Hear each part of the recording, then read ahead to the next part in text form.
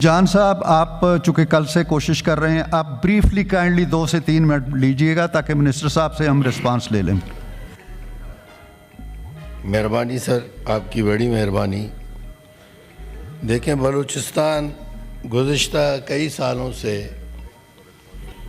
اس حوالے سے جو واقعات ہوئے ہیں 25 اور 26 کے درمیان میڈیا پہ، انٹرنیشنل میڈیا پہ، سوشل میڈیا پہ نظر آ جاتا ہے۔ موسیٰ خیل میں جو واقعات ہوئے، میں سمجھتا ہوں کہ ان واقعات نے بلوچستان کا جو جمہوری سیاسی چہرہ تھا اور جو انسانیت پسندی، امن دوستی کا جو چہرہ تھا، اس کو مسخ کر دیا۔ چونکہ اس طرح کے واقعات قابل مذمت ہوتے ہیں اور کسی طور پر بھی قابل قبول نہیں ہوتے، تو ایسے واقعات سے بڑے منفی اثرات پڑتے ہیں، اور یہ منفی اثرات ظاہر ہے تمام ملک میں جہاں جہاں دوسرے قومیں متاثر ہوتی ہیں وہاں اس کا نیگیٹو میسج جانا شروع ہو جاتا ہے۔ اور ہمیں افسوس ہوتا ہے کہ ہماری میڈیا، ہماری سوشل میڈیا میں لوگ اور ہمارے بڑے بڑے دانشور لوگ، سیاسی پارٹیوں کے لوگ بھی اسی طرح ان معاملات کو دیکھتے ہیں۔ میں تو اس کو اس طرح دیکھتا ہوں کہ ایسے واقعات پہ ہمیں بڑی نظر رکھنی چاہیے کہ واقعتاً اس کے پیچھے کیا سوچ ہے، کیوں اس طرح کے واقعات ہوتے ہیں جو قوموں کو لڑاتے ہیں۔ جہاں تک میں بلوچ کو جانتا ہوں، جہاں تک میں بلوچ کی نفسیات کو جانتا ہوں، جہاں تک میں بلوچ کی سیاست کو جانتا ہوں، انسانیت دوستی کو جانتا ہوں، تو وہ یہاں تک کہتے ہیں کہ اگر غریب کے سامنے کسی نے ہاتھ اٹھایا اس پہ وہ کہتے ہیں یہ بلوچ نہیں ہے، خواتین پہ نظر غلط لگائی تو وہ کہتے ہیں یہ بلوچ نہیں ہے، کسی کی عزت نہیں کی کہتے ہیں بلوچ نہیں ہے۔ بلوچ کے اپنے ایک کوڈ آف کنڈکٹس ہوتے ہیں جس کو ہم بلوچ کہتے ہیں۔ یہاں تو ہمیں بلوچی کہا جاتا ہے، لیکن ہم جسے بلوچ کہتے ہیں اس کا اپنا ایک کوڈ آف کنڈکٹ ہے، یعنی وہ ہر چیز میں غیرت، جرت، انصاف، راست گوئی، یہ سارے اس میں آتے ہیں۔ تو میں سمجھتا ہوں کہ یہ جو کچھ ہوا وہ انتہائی قابل نفرت ہے، اور اس کی جو ہے تحقیقات ہونی چاہیے کہ یہ کس نے کیا اور یہ کیوں کیا گیا۔ واقعتاً جن پہ ہم الزام لگا رہے ہیں وہی لوگ ہیں، ہمارا جن پہ الزام ہے، جن کو ہم مورد الزام ٹھہرا رہے ہیں کہ واقعہ وہی ہیں۔ کیا انہوں نے کوئی ایسی قبولیت کی ہے؟ تو ایسا کچھ نظر نہیں آ رہا ہے۔ دیکھیں، بلوچستان میں جو کچھ اس وقت آگ لگی ہے، یہ آگ جنرل مشرف نے لگائی۔ بلوچستان میں یہ آگ جنرل مشرف نے لگائی، اور وہ آگ اب تک لگی ہوئی ہے اور اس میں لوگ جل رہے ہیں۔ اس میں بلوچستان کے نوجوان جل رہے ہیں، اس میں بلوچستان کا کاروبار تباہ ہے، اس میں بلوچستان کے عام لوگ جل رہے ہیں، اس میں امن و امان نہیں ہے۔ وہ سارا صورتحال گمبھیر ہو گیا ہے، اور سیاست کو بھی اس نے اپنی نظر کی ہے۔ تو اس صورتحال میں دیکھیے، ہمیں ہماری بڑی واضح اور کلیئر موقف ہے۔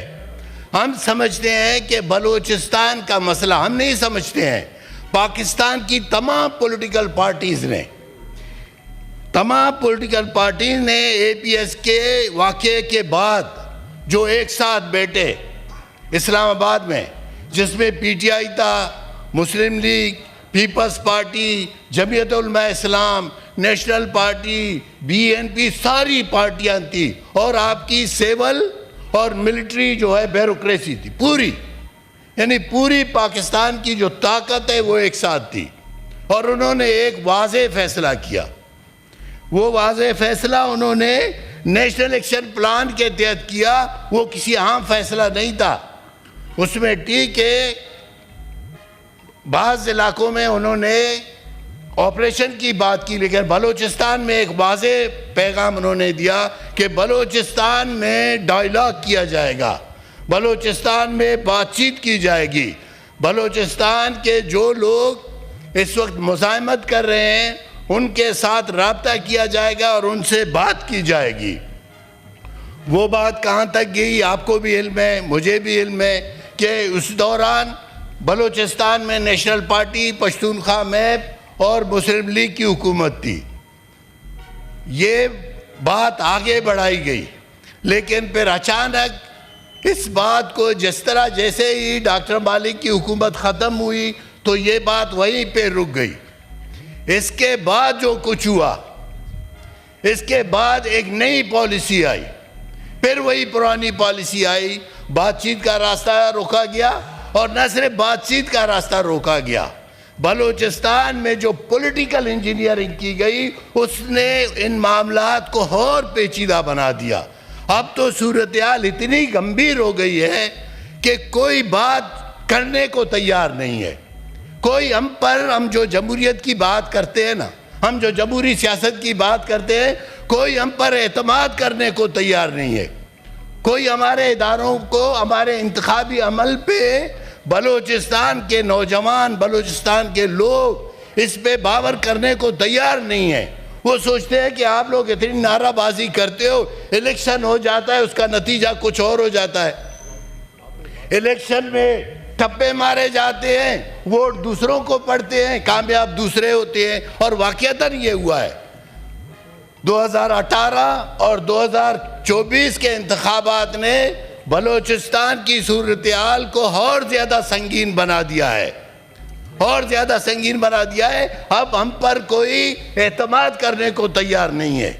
ہمارے حکمران اگر یہ سوچتے ہیں، پاکستان کے حکمران اگر یہ سوچتے ہیں کہ بلوچستان کو طاقت کے ذریعے ٹھیک کیا جائے گا، اگر وہ سوچتے ہیں کہ بلوچستان میں فوجی آپریشن سے معاملات حل کیے جائیں گے نا، تو میں ایک بات آپ کو بڑی واضح کہتا ہوں، بڑی معذرت کے ساتھ، کہ آج ہم یہاں آئے نا، کل اگر آپ آپریشن کریں گے، بلوچستان کا ایک بھی سیاسی پارٹی آپ کے ساتھ نہیں بیٹھے گا. ایک بھی سیاسی پارٹی آپ کے ساتھ نہیں بیٹھے گا، کیونکہ یہ غلطیاں تو آپ لوگ کر رہے ہو. بلوچستان کو یہاں تک جو آپ نے پہنچا دیا ہے، تو 18 سال سے تو آپریشن ہو رہا ہے، اور کیا آپریشن کرو گے؟ تو میں سمجھتا ہوں کہ اس پہ بات کو آگے بڑھانے کی ضرورت ہے. اس پہ مذاکراتی حمل ہے. جب ہم بات کرتے ہیں مذاکرات کریں تو ہمیں کہا جاتا ہے کس سے کریں؟ ہم سے کوئی بات کرنے کو تیار نہیں ہے. یہ بات صحیح ہے.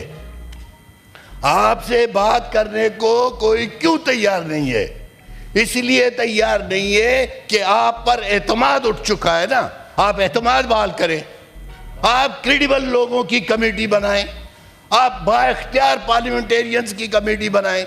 بنے ہیں کمیٹیاں، بنی ہیں، انہوں نے رپورٹ دی. آپ جیسے لوگوں نے کمیٹیاں بنائی ہیں اور ان کی رپورٹیں بھی بنائی ہیں، لیکن پھر ان رپورٹوں کو ردی کی ٹوکری میں ڈال دیا گیا.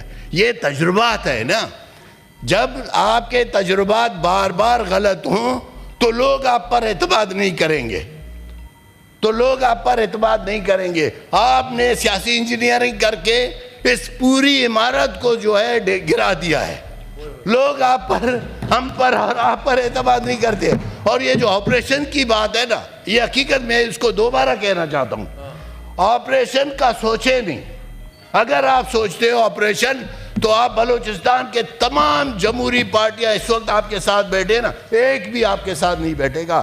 سب سے پہلے میں ہوں، تھینک یو جمالی اور صاحب. یہ میں آپ کو دوسری بات، سر معذرت، ایک منٹ دیں سر، میری ایک مجھے میں دیتا ہوں، میں نقوی صاحب دیتا ہوں. آپ مجھے ایک منٹ اور، میں جمالی صاحب ایک منٹ اور دیں، میں اپنی تجاویز دوں. میں اپنی تجویز نہیں، دو صورتیں ہیں. میں اپنی اگر جمالی صاحب میری بات سن لیں، اگر تقاریر جاری رکھنا چاہتے ہیں تو مجھے کوئی اعتراض نہیں ہے، بٹ منسٹر صاحب ہیز ٹو گو. اگر آپ منسٹر صاحب کو موقع دے دیتے ہیں، مجھے ایک منٹ دے، میں اپنا وائٹ اپ کر اب بہت ہو گیا، آپ 9 منٹ بول چکے ہیں، کافی ہو گیا. ایک منٹ جی آنریبل منسٹر صاحب، آپ رسپانڈ کیجئے اس پہ. بسم اللہ الرحمن. پھر آ جائے گا منڈے سر وہ جاری رہے گی، میں تجویز دے دیتا ہوں. سر چیئرمین صاحب، ایک تجویز یہ ہے، میں بیٹھا ہوا ہوں، میری عرض سن لیں. سر آپ نے خود حکومتیں چلائی ہیں، جو حالات بنے ہوئے ہیں، ایک پری ارینج میٹنگ 12:30 کی ہے، اس میں انہوں نے ابھی جا کے ساری بریفنگ دینی ہے پارٹیسپینٹس کو پہلے. میں صرف یہ عرض کر رہا ہوں میں موجود ہوں، پرسوں یہ خود آ جائیں گے، میری عرض سن لیں، پرسوں یہ پھر آ جائیں گے، پرسوں آئیں گے، کنکلوڈ ہونے پہ یہ سارا بتائیں گے کیا کچھ کیا ہے. جو دوست بولنا چاہتا ہے آج بھی بولے، منڈے کو بھی بولے.